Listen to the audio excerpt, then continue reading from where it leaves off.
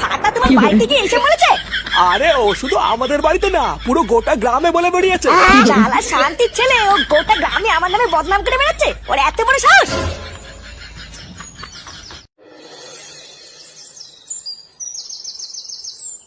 এই নাগগুরু, এই ব্যাপারটা আমি একদম বিশ্বাস করতে পারছি না।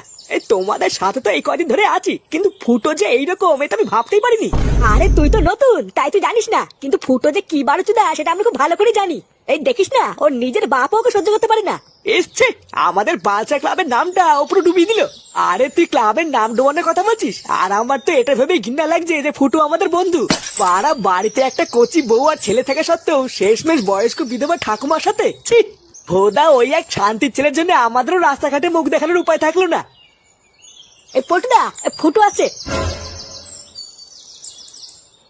এই জানিস পল্টু কি হয়েছে? ওই ফাটা সেগো মানের ছেলে পুরো গ্রামে বলে বেরিয়েছে আমি নাকি। এই দেখ ফুটো, আজকের থেকে তুই আর আমাদের সাথে মিশবি না। ভোদা তোকে দেখলেই যেন কেমন একটা লেগে উঠছে। পাড়া তুই যা করেছিস, পুরো গ্রামের লোক তোর জন্য আমাদের মুখে থুতু মারছে। তুই লাউরা তোর নিজের রাস্তা দেখে নে।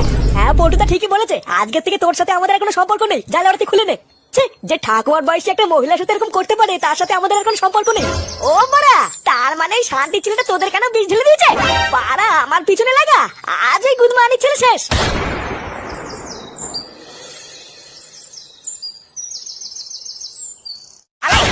তোর এত বড় সাহস, পুরো গ্রামে তুই আমার বদনাম করছিস? ওরে বাচ্চা, আজকে আমি তোকে মেরেই ফেলবো।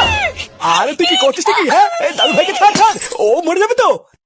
ওর মতো সরে যাচ্ছে কেন? মারো বলে তো আমি ঠিক করেছি। শালা বাঞ্চার ছেলে, তুই সারা গ্রামে কি বলেছিস? আমি ঠাকুমার সাথে পক পক করেছি। হ্যাঁ বলেছি তো, আমি নিজের কানে শুনেছি।